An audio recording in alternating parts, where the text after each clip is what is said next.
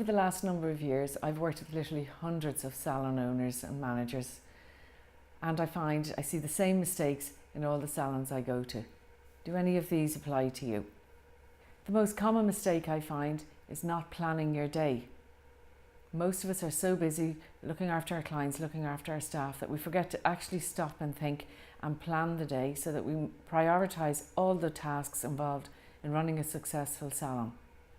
You take the time at the end of today or at the start of tomorrow to actually list all the activities you need to achieve during the day and then prioritise that list. You'll find you will be a lot more productive. Another mistake that I find salon owners and managers make is forgetting to motivate their staff. Let me ask you a question. How often do you eat your dinner? How often do you take a shower? These are daily things that we do. Motivation falls into the same category.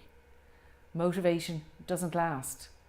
Therefore, as the manager or the owner, it is part of your job to motivate your team on an hourly, daily, weekly basis. It never stops. Do you manage with a mission, or do you think you can do it all yourself?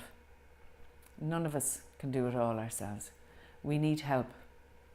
And as a manager or an owner, business may be your baby and it may be hard to give some of the tasks away, but it's really, really important that you learn to delegate and give jobs to people to help them feel part of the team and involved in growing your business.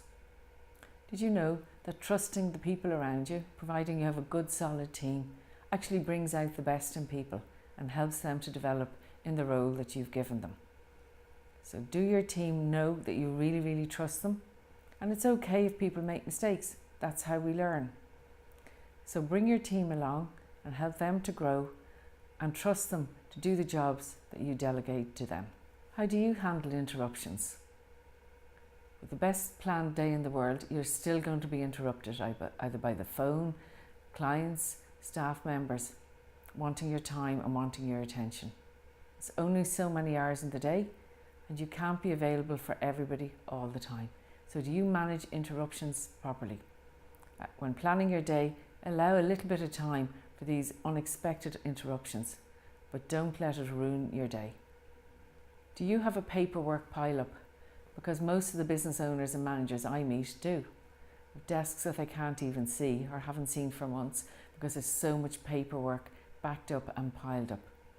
This is very confusing for you and leaves you fairly unclear in what you have to do.